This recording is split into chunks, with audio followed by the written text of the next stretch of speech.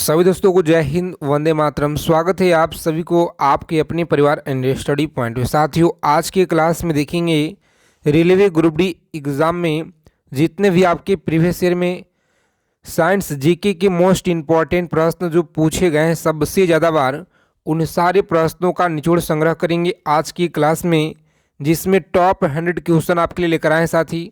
तो यह क्लास आपके परीक्षा के लिए बहुत इम्पॉर्टेंट होता है। इस क्लास को आप लोग बिना स्किप किए हुए अंत तक देखिएगा। अगर आप लोग इस बार railway group D exam crack करना चाहते हैं तो इन सारे सवालों को आप लोग कॉपी और पेन लेकर लिख लीजिएगा। परीक्षा में जाने से पहले साइंस के 100 क्वेश्चन आपको पता होना चाहिए। तो चलिए बिना देरी किए हुए क्लास शुरू करते हैं। सबसे पहले जितने साथी लोग क्लास में अगर पहली बार विजिट किए हैं तो फटाफट चैनल को आप लोग सब्सक्राइब कर लीजिए, बगल में बेल आइकन प्रेस करके ऑल पे सेव कर लीजिएगा, ताकि रेलवे ग्रुप डी एग्ज़ाम से पल पल की जानकारी आप लोगों को मिलता रहे। तो चलिए क्लास शुरू हो गया है। सभी साथी प्रत्येक सवाल का आंसर कमेंट बॉक्स में बताइएगा। पहला सवाल है कि शरीर की सबसे बड़ी ग्रंथि कौन सी है?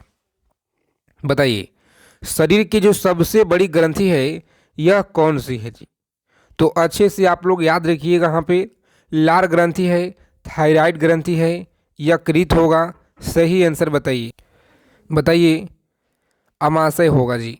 सही आंसर आप लोग बताइए यहाँ पे फटाफट से।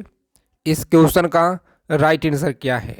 परीक्षा में जाने से पहले पूरा का पूरा आप लोग एकदम अच्छे से याद रखिएगा। इसी क्लास से आपके पेपर में मिलेंगे साथी, बिल्कुल 100% जी। तो आज की क्लास आपके लिए रामबाण है। याद रखिएगा, यहाँ पे सही आंसर है सी ऑप्शन। कौन सा?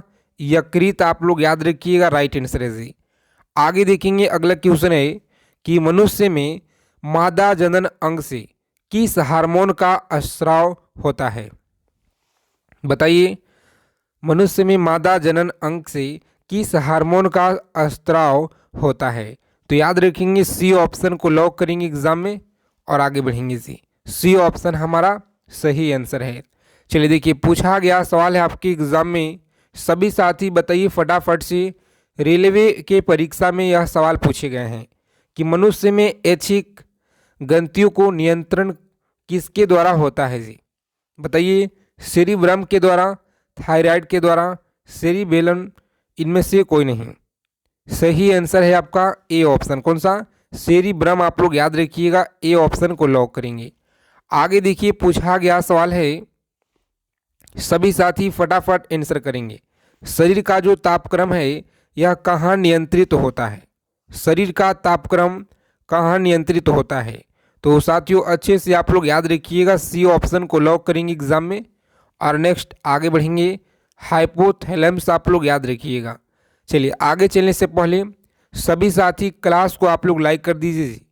जितने साथी क्लास में जुड़े हैं सेशन को लाइक कर देंगे आगे चलने से पहले, ताकि आप सभी का एक लाइक बहुत मोटिवेशन आप सभी के लिए हमें लाता है। इसे और ज़्यादा हो सके, जितना हो सके सेलेक्टेड क्वेश्चन हम आपके लिए लेकर आएंगे। अमीबा में भोजन का जो अंत ग्रहण है किसके द्वारा होता है? बताएंगे आप लोग।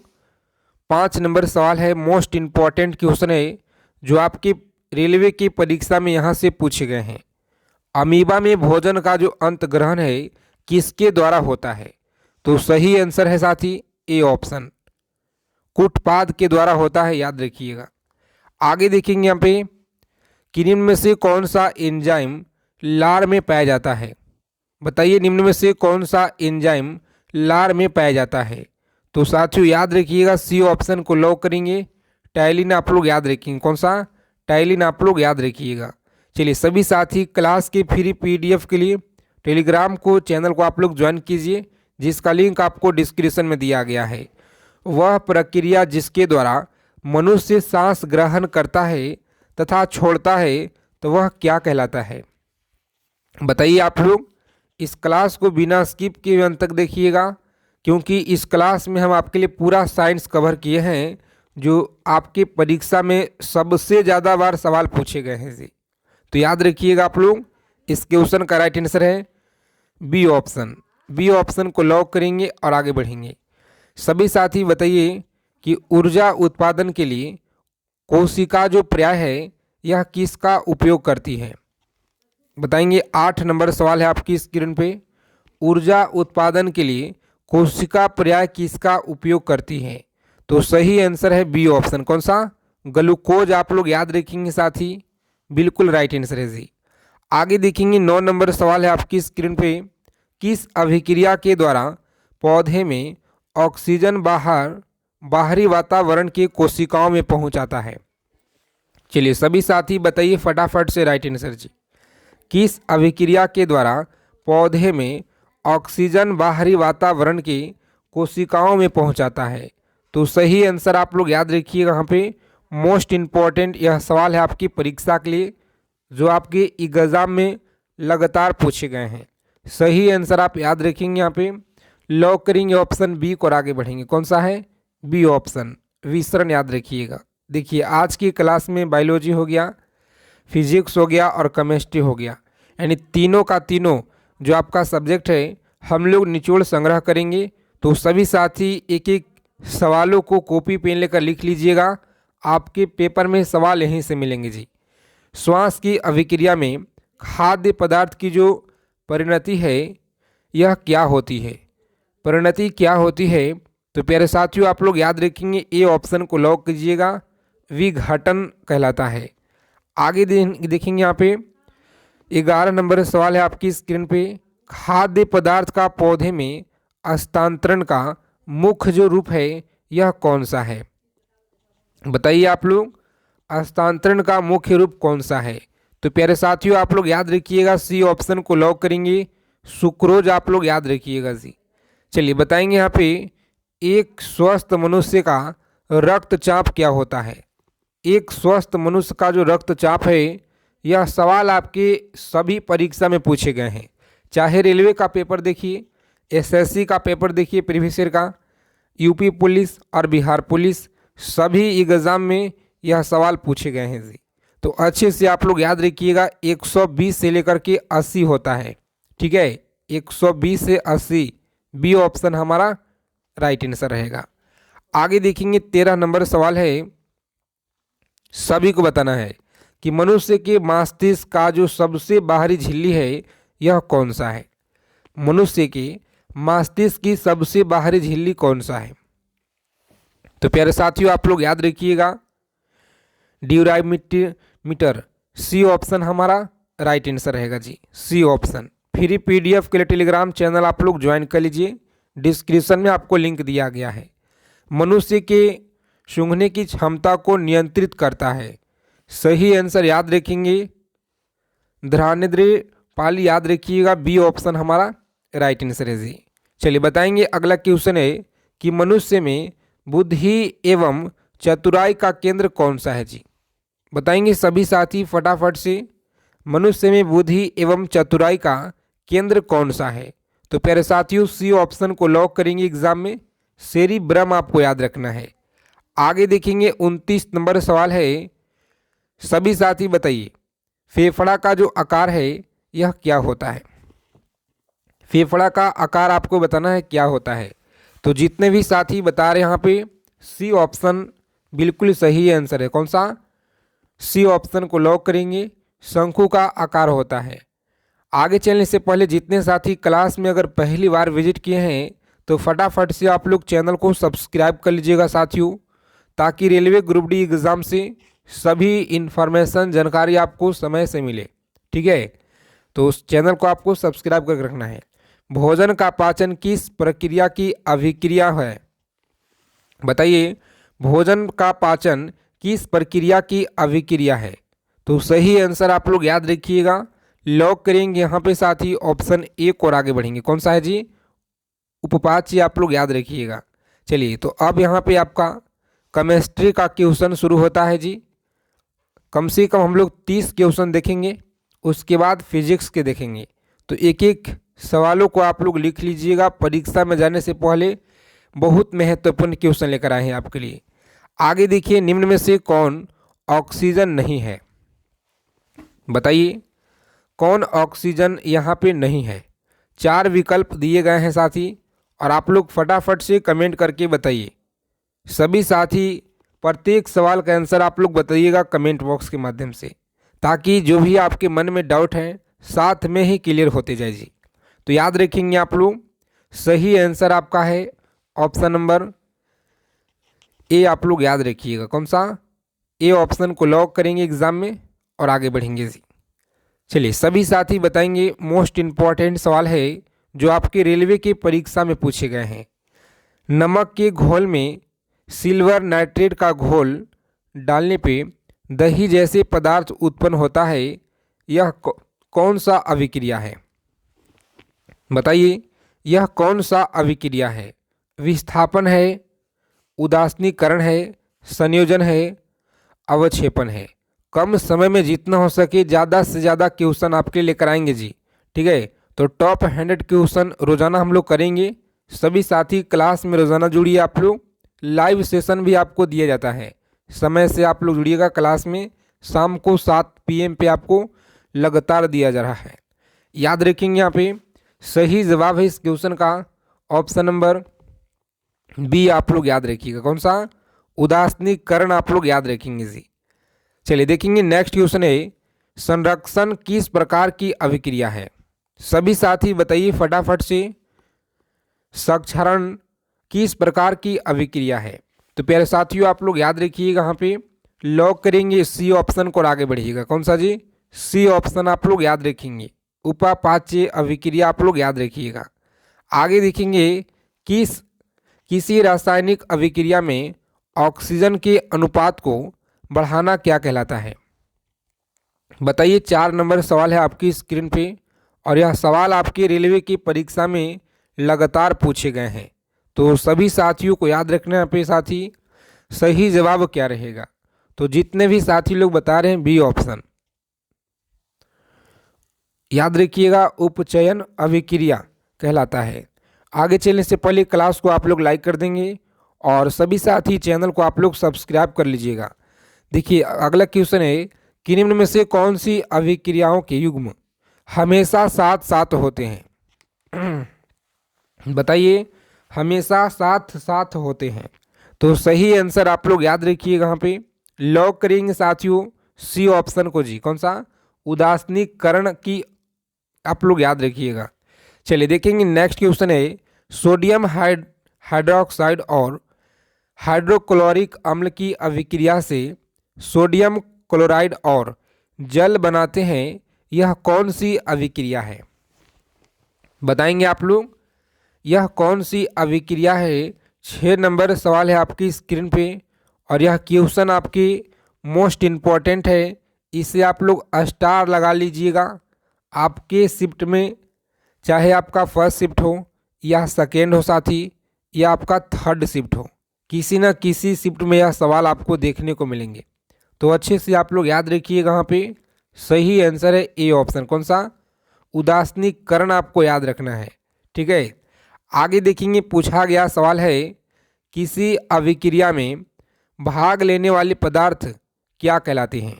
किसी अभिक्रिया में भाग लेने वाले पदार्थ क्या कहलाते हैं? बताइए। तो प्यारे मित्रों आप लोग याद रखेंगे, यहाँ पे लॉक करेंगे ऑप्शन नंबर, जितने साथी लोग बता रहे हैं सी ऑप्शन बिल्कुल सही आंसर है। सी ऑप्शन को आप लोग लॉक कीजिएगा जी। बताइए, 8 नंबर सवाल है आपकी स्क्रीन पे से। सभी को अच्छे से याद रखना है कि श्वसन किस प्रकार की अभिक्रिया है? श्वसन जो है यह किस प्रकार की अभिक्रिया है? तो ए ऑप्शन को लॉक करेंगे, ऊष्माक्षेपी अभिक्रिया आप लोग याद रखिएगा। आगे देखेंगे प्रबल अम्ल और दुर्बल क्षारक से बने लवण क्या पीएच मान क्या होता है? बताएंगे आप लोग, इसका जो पीएच मान है यह क्या होता है? तो प्यारे मित्रों आप लोग अच्छे से याद रखिएगा, ए ऑप्शन को लॉक करेंगे। 7 से अधिक आप लोग याद रखेंगे। रोजाना आप लोग क्लास में इसी समय पर जुड़िएगा जी। ठीक है, सुबह में आपको क्लास दिया जाता है और शाम में। क्षारक को जल में घोलने पर क्या जो है मुक्त होते हैं? क्षारक को जल में घुलने पर क्या मुक्त होते हैं? तो सही आंसर आपको याद रखना है। यहाँ पे साथियों लॉक करेंगे ऑप्शन नंबर 1 और आगे बढ़ेंगे। ठीक है, ए ऑप्शन आपका बिल्कुल सही आंसर है जी। आगे देखेंगे दही में किस प्रकार का अम्ल पाया जाता है? सभी साथी फटाफट कमेंट करके बताइए दही में किस प्रकार का अम्ल पाया जाता है जी। तो साथियों अच्छे से आप लोग याद रखिएगा, लॉक करेंगे सी ऑप्शन को और आगे बढ़ेंगे। कौन सा? ऑक्जेलिक अम्ल, सी ऑप्शन हमारा सही आंसर है। चलिए सभी साथी व्हाट्सएप चैनल को आप लोग ज्वाइन कर लीजिएगा, डिस्क्रिप्शन में आपको हम लिंक प्रोवाइड करा देंगे। किसी अम्ल में मुख्य रूप से एक परमाणु अवश्य मौजूद रहता है जो धातु से अभिक्रिया करके एक गैस उत्पन्न करता है। बताइए आप लोग इस क्वेश्चन का राइट आंसर क्या रहेगा? सभी को याद रखना है, मोस्ट इम्पॉर्टेंट सवाल है, रेलवे की परीक्षा में लगातार पूछे गए हैं। तो सही आंसर आपको याद रखना है साथी, लॉक करेंगे ए ऑप्शन को और आगे बढ़ेंगे। कौन सा? हाइड्रोजन आप याद रखिएगा जी। देखिए अगला क्वेश्चन है कि वे पदार्थ जिन्हें स्वाद खट्टा होता है और जो नीले लिटमस के घोल को लाल बनाता है वह क्या कहलाता है? बताइए आप सभी, वे पदार्थ जिन्हें स्वाद खट्टा होता है और जो नीले लिटमस के घोल को लाल बनाता है वह क्या कहलाता है? तो याद रखिएगा आप लोग, सही आंसर है आपका अम्ल कहलाता है। क्या? अम्ल आप लोग याद रखिएगा, परीक्षा की दृष्टि से बहुत महत्वपूर्ण है। आगे देखिए अगला क्वेश्चन पूछा गया है, जल में घुलनशील भस्म क्या कहलाता है? जल में घुलनशील भस्म क्या कहलाता है? तो याद रखिएगा आप लोग, बी ऑप्शन को लॉक करेंगे, क्षार कहलाता है जी। आगे देखेंगे साथी, निम्न में से कौन जो है प्रबल अम्लीय है? बताइए कौन जो है प्रबल अम्लीय है? तो सही आंसर आपका सी ऑप्शन रहेगा। कौन सा? सी ऑप्शन आप लोग याद रखिएगा। आगे चलने से पहले सभी साथी क्लास को लाइक कर दीजिए और नए साथी जितने क्लास में जुड़े हैं चैनल को आप लोग सब्सक्राइब कर लीजिएगा। बगल में बेल आइकन होगा उसे प्रेस करके ऑल पे सेव कर लीजिएगा ताकि सभी तरह की जानकारी आपको सबसे पहले मिले परीक्षा से जुड़ी। लिटमस रंजक बैगनी रंग होता है जो निकाला जाता है, सही आंसर क्या रहेगा जी? तो बी ऑप्शन को लॉक करेंगे, लाइकेन आप लोग याद रखिएगा। कम समय में जितना हो सके ज़्यादा से ज़्यादा रिवीजन करेंगे। शुष्क बुझा हुआ चूना पर क्लोरीन गैस की क्रिया से कौन सा पदार्थ बनता है? बताइए आप लोग, शुष्क बुझा हुआ चूना पर क्लोरीन गैस की क्रिया से कौन सा पदार्थ बनता है? तो प्यारे साथियों आप लोग याद रखेंगे, बी ऑप्शन को लॉक कीजिएगा, विरंजक चूर्ण बनता है जी। कौन सा? विरंजक चूर्ण याद रखेंगे। चलिए देखेंगे अगला क्वेश्चन है, हल्दी लिटमस पत्र आदि किस प्रकार का सूचक है? हल्दी लिटमस पत्र आदि किस प्रकार का सूचक है? तो प्यारे साथियों आप लोग याद रखिएगा, प्राकृतिक आप लोग याद रखेंगे, बी ऑप्शन हमारा इस क्वेश्चन का राइट आंसर है जी। आगे देखेंगे 19 नंबर सवाल है आपकी स्क्रीन पे, सभी साथी बताइए फटाफट से राइट आंसर क्या रहेगा। अपच का जो उपचार करने के लिए निम्न में से कौन औषधि का उपयोग होता है? बताइए आप लोग, औषधि का उपयोग होता है, सही आंसर क्या रहेगा? तो लॉक करेंगे ऑप्शन ए और आगे बढ़ेंगे। कौन सा है जी? ए ऑप्शन आप लोग याद रखिएगा। चलिए निम्न में से कौन जो है ऑक्सीजन यह नहीं है? बताइए साथियों कौन सा ऑक्सीकरण नहीं है? बहुत अच्छा सवाल है आपके परीक्षा की दृष्टि से और लगातार आपकी परीक्षा में सवाल यहाँ से भर भर के पूछे गए हैं जी। तो सभी लोग याद रखिएगा, इस क्वेश्चन का सही आंसर है बी ऑप्शन। कौन सा? बी ऑप्शन को लॉक करेंगे परीक्षा में और आगे बढ़ेंगे जी। आगे देखिए जो भी क्वेश्चन आपके लिए हम लेकर आएंगे साथी पूरा का पूरा इम्पोर्टेंट क्वेश्चन है, तो इस क्लास को आप लोग अंत तक देखिएगा और सभी सवालों को आप लोग याद कर लीजिएगा। सभी साथी अगर आपको इस बार रेलवे ग्रुप डी एग्ज़ाम को अगर क्रैक करना है तो ठीक है। देखिए 21 नंबर सवाल है कि प्राकृतिक गैस का जो दहन है किस प्रकार का रासायनिक अभिक्रिया है? किस प्रकार का रासायनिक अभिक्रिया है? तो सही आंसर आप याद रखिएगा, सी ऑप्शन। कौन सा? सी ऑप्शन को लॉक करेंगे और आगे बढ़ेंगे।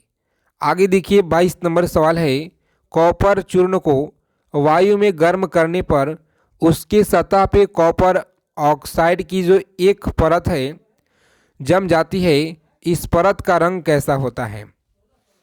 तो याद रखिएगा आप लोग, इस परत का जो रंग है यह काला होता है। कैसा? काला। आप सभी लोग याद रखिएगा ए ऑप्शन। कम समय में जितना हो सके ज़्यादा से ज़्यादा हम लोग सेलेक्टेड चीज़ों को पढ़ेंगे जी। शाक जो है सब्जियों का विघटन होकर कंपोस्ट बनना किस अभिक्रिया का उदाहरण है? बताइए आप लोग। शाक सब्जियों का विघटन होकर कंपोस्ट बनना किस प्रकार की अभिक्रिया का उदाहरण है? तो याद रखेंगे आप लोग, बी ऑप्शन को लॉक करेंगे। ऊष्माक्षेपी आप लोग याद रखिएगा। कौन सा? ऊष्माक्षेपी आप लोग याद रखेंगे, बी ऑप्शन। चलिए सभी साथी क्लास को लाइक कर दीजिए और चैनल को आप लोग जरूर सब्सक्राइब कर लीजिएगा ताकि रेलवे ग्रुप डी परीक्षा से सभी जानकारी आपको मिले। सोडियम हाइड्रोक्साइड का पीएच मान लगभग में बताना है। सोडियम हाइड्रोक्साइड का जो पीएच मान है लगभग क्या होता है जी? तो अच्छे से आप लोग याद रखिएगा। यहाँ पे लॉक करेंगे साथियों डी ऑप्शन। कौन सा? D option. चलिए आगे देखेंगे यहाँ पे किस उदासीन विलयन का पीएच मान है? किस उदासीन विलयन का पीएच मान क्या है? तो याद रखिएगा आप लोग, सही आंसर 7 होता है। कितना? 7 आप लोग याद रखेंगे। दांत का मसूड़ा किस पदार्थ का बना होता है जी? दांत का जो मसूड़ा है किस पदार्थ का बना होता है? तो प्यारे मित्रों आप लोग याद रखिएगा, सही आंसर है कैल्शियम फास्फेट का बना होता है। किसका? कैल्शियम फास्फेट आप लोग याद रखिएगा। चलिए देखेंगे 27 नंबर सवाल है, सभी को बताना है राइट आंसर। इमली में कौन सा अम्ल है?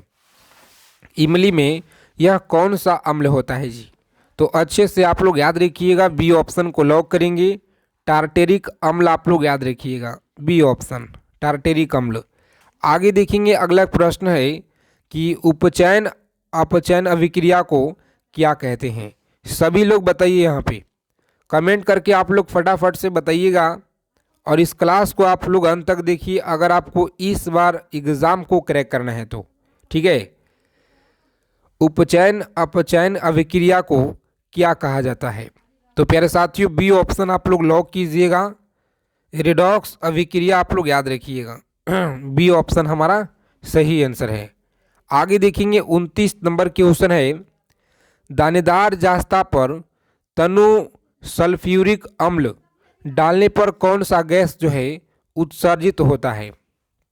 बताइए आप लोग कौन सा गैस उत्सर्जित होता है? तो ए ऑप्शन को लॉक कीजिएगा, हाइड्रोजन गैस आप लोग याद रखिएगा जी। चलिए सभी साथी बताइए फटाफट से। यहाँ पे पूछा गया सवाल है आपके एग्जाम में कि सूर्य प्रकाश की उपस्थिति में पौधे CO2 और जल से अपना भोजन ग्लूकोज तैयार करता है, यह कौन सा अभिक्रिया है? बताइए मित्रों आप लोग, यह कौन सा अभिक्रिया है? तो प्रकाश रासायनिक अभिक्रिया है। कौन सा? प्रकाश रासायनिक अभिक्रिया आप लोग याद रखिएगा। तो चलिए फिजिक्स के क्वेश्चन अब हम लोग देखेंगे और इसमें हम लोग 30 क्वेश्चन करेंगे फिजिक्स का। तो अच्छे से आप लोग चीज़ों को समझिएगा और याद रखिएगा। ठीक है, देखिए पहला सवाल है फिजिक्स का, वास्तविक वस्तु का आभासी प्रतिबिंब बनता है। बताइए आप लोग, वास्तविक वस्तु का जो आभासी प्रतिबिंब है यह बनता है। सही आंसर क्या रहेगा साथियों? तो बी ऑप्शन हमारा राइट आंसर है। समतल दर्पण से आप लोग याद रखिएगा जी। कौन सा? समतल दर्पण से आप लोग याद रखेंगे। आगे देखिए पूछा गया सवाल है आपकी ग्रुप डी में, वास्तविक वस्तु का हमेशा सीधा प्रतिबिंब बनने वाला दर्पण कौन सा होता है? वास्तविक वस्तु का हमेशा सीधा प्रतिबिंब बनने वाला जो दर्पण है यह कौन सा होता है? तो डी ऑप्शन को लॉक करेंगे, समतल दर्पण। कौन सा? समतल दर्पण आप लोग याद रखिएगा, डी ऑप्शन रहेगा राइट आंसर। सभी साथी क्लास को लाइक कर दीजिए आगे चलने से पहले, और एक मात्र छोटा सा आप सभी से रिक्वेस्ट है कि जितने भी साथी अगर चैनल पे पहली बार जुड़े हैं तो साथियों चैनल को आप लोग सब्सक्राइब कर लीजिएगा और बगल में बेल आइकन प्रेस करके ऑल पे सेव कर लेंगे ताकि रेलवे ग्रुप डी परीक्षा से सभी जानकारी आपको मिले। देखिए वास्तविक प्रतिबिंब का प्रकृति कैसी होती है? तो साथियों याद रखिएगा उल्टा होता है। कैसा जी? उल्टा आप लोग याद रखिएगा, ए ऑप्शन। आगे देखेंगे वस्तु से छोटा प्रतिबिंब बनता है। वस्तु से छोटा प्रतिबिंब बनता है। बताइए आप लोग बताएंगे। 4 नंबर सवाल है फिजिक्स का। उत्तल दर्पण, अवतल दर्पण, समतल, उत्तल दर्पण और अवतल। तो सही आंसर आपका है दोनों। ठीक है, यानी डी ऑप्शन हमारा इस क्वेश्चन का राइट रहेगा जी। आगे देखेंगे कि प्रकाश के परावर्तन के नियम के अनुसार क्या होता है। प्रकाश के परावर्तन के नियम के अनुसार बताइए आप लोग क्या होता है। तो जितने भी साथी बी ऑप्शन बता रहे हैं यहाँ पे, यानी कि आपतन कोण परावर्तन कोण के बराबर होता है। आपतन जो कोण है परावर्तन कोण के बराबर होता है। देखिए नेक्स्ट क्वेश्चन देखेंगे यहाँ पे कि समतल दर्पण के द्वारा बना प्रतिबिंब सदा कैसा होता है। समतल दर्पण के द्वारा बना जो प्रतिबिंब है यह कैसा होता है। तो साथियों सी ऑप्शन याद रखिएगा, सीधा और आभासी होता है जी। कैसा? सीधा और आभासी आप लोग याद रखिएगा। आँख में प्रवेश करने वाला प्रकाश की जो मात्रा है को क्या नियंत्रित करता है। आँख में प्रवेश करने वाला प्रकाश की मात्रा को नियंत्रित करता है। सही आंसर याद रखेंगे, ए ऑप्शन को लॉक कीजिएगा आप लोग और आगे बढ़ेंगे जी। आगे देखिए 8 नंबर सवाल है आपकी स्क्रीन पे।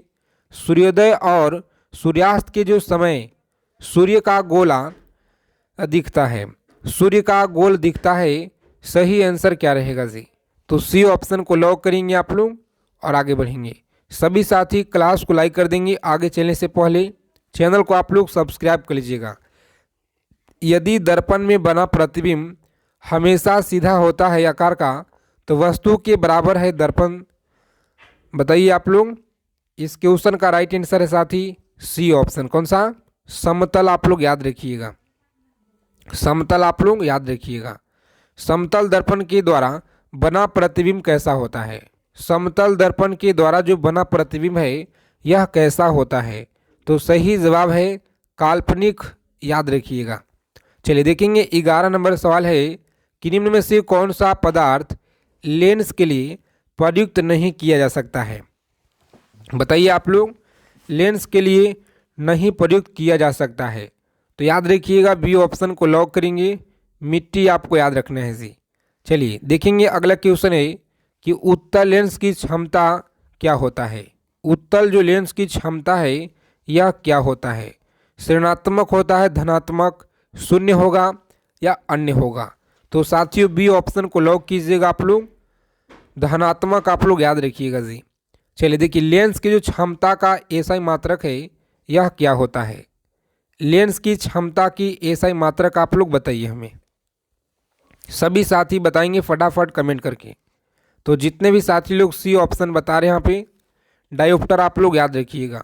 चलिए पानी से भरा जो बाल्टी की गहराई कम दिखती है किसका आकार है। तो सही आंसर है अपवर्तन का आकार होता है, यानी बी ऑप्शन हमारा सही आंसर रहेगा जी। आगे देखेंगे अगला क्वेश्चन है कि पानी में जो डाली हुई छड़ी टेढ़ी दिखती है इसका जो कारण क्या है। पानी में डाली जो हुई छड़ी है टेढ़ी दिखता है, इसका कारण क्या है। तो अपवर्तन होता है। क्या? अपवर्तन के कारण। चलिए देखेंगे अगला क्वेश्चन है कि दर्पण की चौड़ाई को दर्पण का क्या कहा जाता है। दर्पण की चौड़ाई को क्या कहा जाता है। तो सही आंसर है साथियों दवारा आप लोग याद रखिएगा। क्या होगा? दवारा आप लोग याद रखिएगा। चलिए इन सभी सवालों को आप लोग याद रखिएगा, परीक्षा के दृष्टि से बहुत महत्वपूर्ण है। तो अगर आप लोगों को क्लास क्वेश्चन अच्छे लगे साथी क्लास को आप लोग लाइक कीजिएगा और जितने भी नए साथी जुड़े हैं फटाफट से आप लोग चैनल को सब्सक्राइब करके रखिए ताकि रेलवे ग्रुप डी एग्ज़ाम से पल पल की जानकारी आप लोगों को समय से मिलता रहे।